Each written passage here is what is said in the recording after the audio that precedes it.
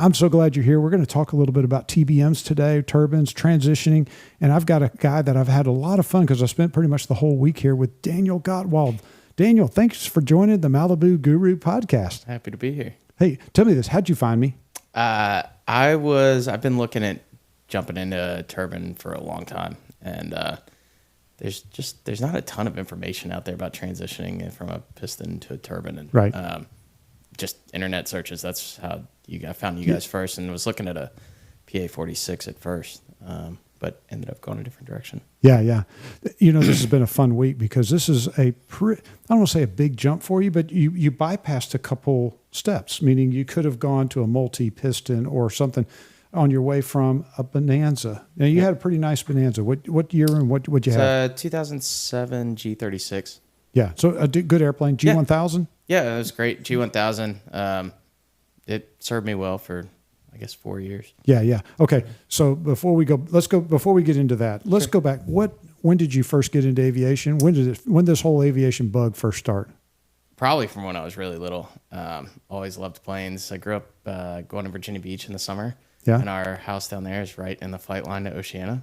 Yeah. So seeing all the fighter jets come in, the F-14s, and then later the F-18s, was awesome. But I really jumped into it in college. I went to a small school in Tennessee, in the mountains between Nashville and Chattanooga.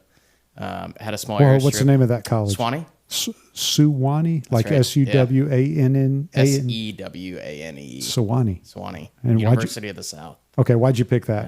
Yeah. I had some neighbors that went there. Bunch of kids from my high school went there. Yeah. Good. And got a degree in what? Physics. All right.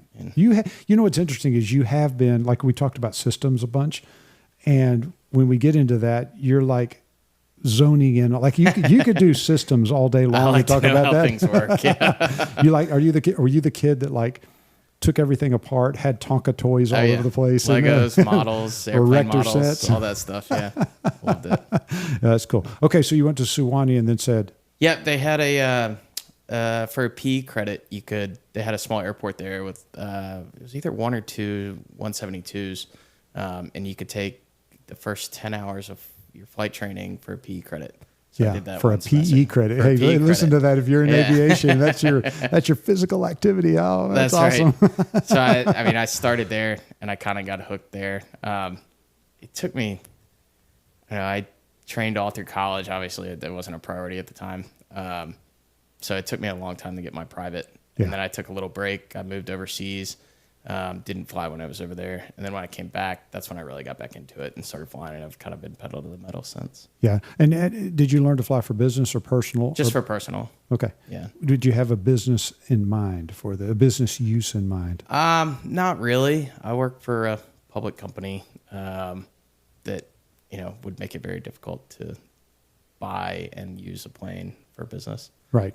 So personal use all the way across the board, and yep. and I know I'm getting into this. Okay, let's go back now. We're getting into the Bonanza.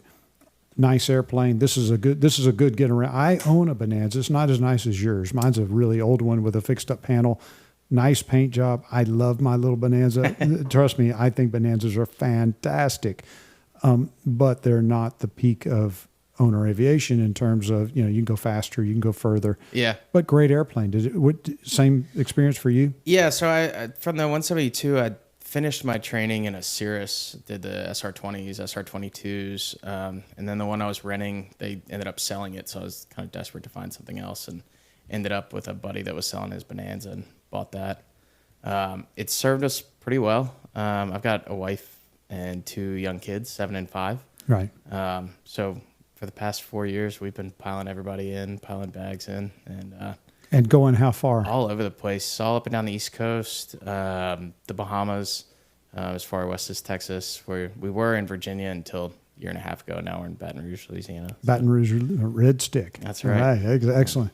And from Baton Rouge, you can hit all those places. West Texas, back home to Virginia. You can hit the Bahamas, which I have a particular affinity for. Me too. That's awesome. I mean, it's so close, and it's almost like the people that know the Bahamas, and the people that haven't been there think, okay, it's just I'm sure that's lovely. It is. It's awesome. The Bahamas are where it's at. I mean, it's just an incredible place. I mean, matter of fact, I was there last weekend and flying over everything, and you could fly over that every day, and still you look down and go, "Gosh, that's It never gets old. It's so pretty. I mean, the water is just stunning."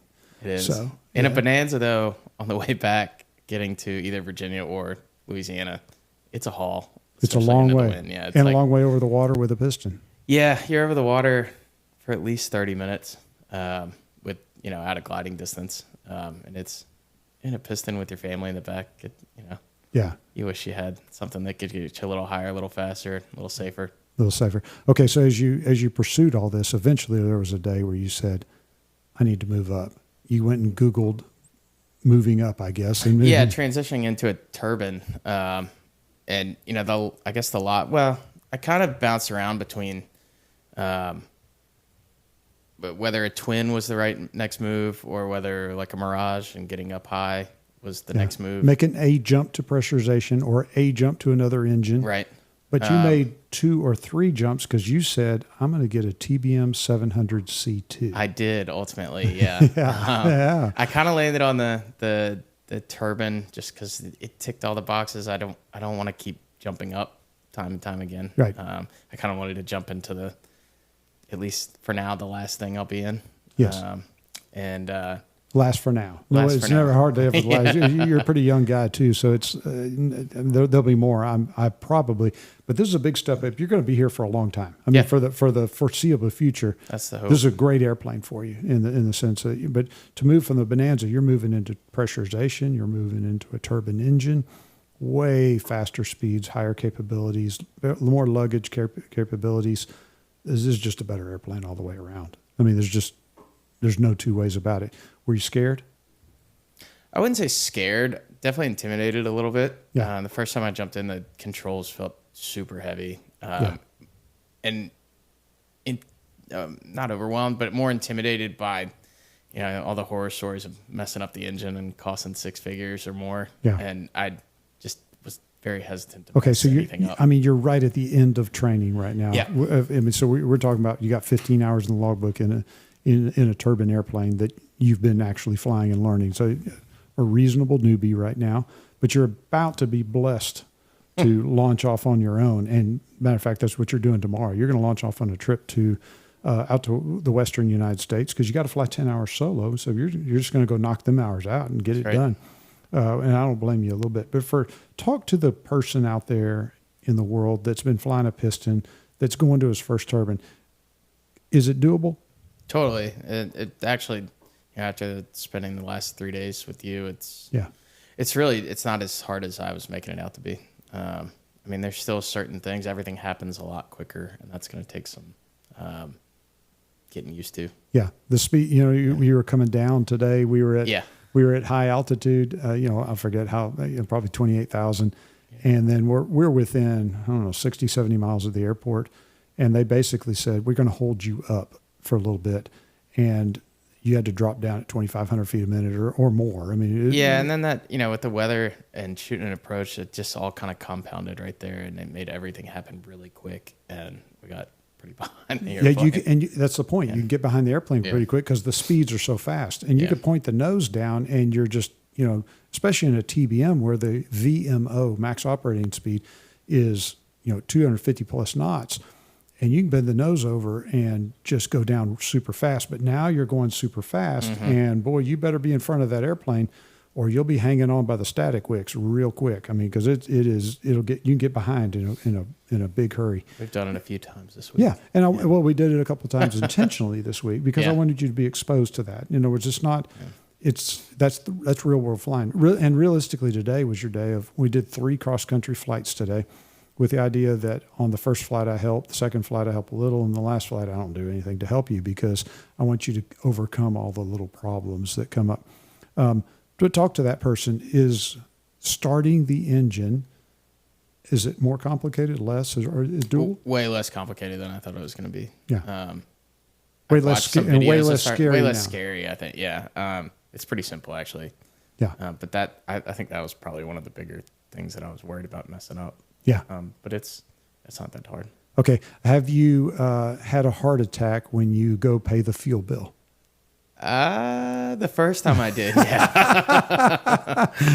Because that's, well, I mean, if you're looking at a Bonanza, you're burning, less than 20 in cruise, and you look at this is burning 60. Yeah, I mean, to fill up the Bonanza was probably anywhere from like $350 to $500, and now we're talking $750, $1,000. Right. A much bigger number to be able to, but you're covering a lot of ground doing it. Yeah. So hopefully, the total amount I was spending taking the family to the Bahamas or something like that won't be drastically more. Yeah. One of the other things that happened today is, and this was your recommendation, I appreciate you saying it, but you wanted to go check out some weather. And so we basically looked at the radar map and said, where's the weather today? By the way, we've had a gob of weather in Texas, but yesterday and today, none. Right. And so we had to go find it today. Yeah. It's coming to see us tomorrow. But we basically flew up to Tulsa and went to go check out the weather. This was your first time this is your first week to be the PIC of the airplane above, in the flight levels up there high, and to go up there and intentionally deal with weather. What was your feelings? What was your thoughts about it? Yeah, I mean, there's a lot more going on. In the Bonanza, I would just avoid weather altogether. Pretty much. If there were thunderstorms around, I'd pretty much stay visual so that I didn't get into it and lose track of being able to see the storms. Didn't have to deal with any icing. I would just stay out of it. Right. So now I have to pay attention to icing stuff. Today we got to put on the prop heat, and we got to see a little bit of icing, not a lot, but a little bit of icing, and deal with it. I tell people all the time that in your airplane, you have 3 radar detection devices, really 4 because you have a storm scope. And probably the storm scope is the least effective in terms of knowing exactly where the storm is, but it tells you where the activity is at. In other words, where you're getting those lightning strikes is where the heavy stuff's going to be. So it's good to look at it. You got onboard radar, and yours you have both ADS-B and you have the XM radar, which did a great job of telling us where it was. But it was interesting today to be pointed right at a storm and have the XM show it off to our left, and have our visuals show it straight ahead and the radar showing it straight ahead, and to be able to see that delay that happens in that XM weather. And so you can't use XM weather for tactically navigating a storm. You won't do it. I mean, in other words, it would be a death knell, meaning you fly into one of those, and you cannot use downlinkable radar for tactical work. You're using that to say, okay, here's the blob, and I'm going to avoid the whole gigantic thing. And then you got 2 other things that actually do work. And number one is radar. And you got subjected to it. You're not a radar pro by any stretch, but you got subjected to it. And it's good to start seeing that. And the other one is your eyeballs. I tell people all the time, what's your best radar on the airplane? It's your eyeballs. And sometimes, like today, we were at 280, and when you're 280, you're up super high over most of the weather's below you. You're in the clear. And you can literally just look outside and say, okay, I'm avoiding that. And that is your number one radar. And really then what you're trying to do is make everything look like that and figure out, okay, where is that? Where's the bad guy? Can I make this radar show me what my eyeballs are seeing? Match it all up. So really today was great training because it wasn't embedded thunderstorms. It was thunderstorms that weren't up very high. You can now see the entire thing. And it worked out I thought it was a pretty good experience for you as far as that's concerned. For sure. Hey, talk to me about the company that you work for. Yeah. Let's go down the road, because one of the things I'm excited about is, what's the company you work for? The parent company is called New Market, but the heritage company that I run right now is called Ethel Corporation. Okay, and what do you do? Or what do you do related to aviation? Let's talk about that. Yeah, the heritage business is a leaded additive for gasoline. Isn't that the funniest thing? Yeah, so we are one of the 2 suppliers in North America for the leaded additive in avgas. Yeah. Okay. So, I mean, obviously, hot button issue, meaning you hear about it. You hear about about the UL 100.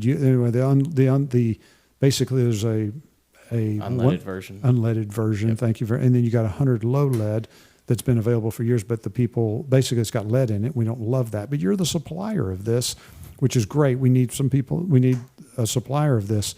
What drama are you seeing? From your side of the table, what are we seeing? From our side of the table, I wouldn't really call it drama. Right. I think people are working hard to find a lead alternative. It's just high stakes with airplanes, you know. Right. Yeah, and if a car runs the wrong gas and just shuts down on the side of the road, no harm, no foul. But if a plane runs on the wrong gas and drops out of the sky, you're talking people's lives. So. People's lives. That's exactly right. In other words, I'm saying it from my perspective, and a fairly naive perspective, but I'm a stakeholder. In other words, I'm in the game. I'm flying low. I'm flying 100 low lead on a regular basis. Every week I'm flying something with 100 low lead in it. And when I'm in that airplane, I want that airplane to work. Yeah. I'm also a stakeholder as a human on Earth. And I understand the general. I'm not a chemist. I'm not a person that understands all the nuances of it, but I do understand that there's a need to move from it. So the point behind this is the lead works. Yep. For what it's doing, for what we're wanting it to do in a piston engine, the lead is actually working okay. Yes. It's making It's that done a great job for 80 years now. 80 years now. Yeah. And as time progresses, hopefully there will be a replacement. Sure. Hopefully there'll be something that's out there that works. Today, your company is making the 100 low lead. You guys are the provider of it, and there's not an alternative that we have today to be able to do that. Now there may That's be right. something in the future. There's things happening behind the scenes. There's a alternative of UL 100, I think is what it is. Yeah, there's a guy in Oklahoma that's got it's seemingly functional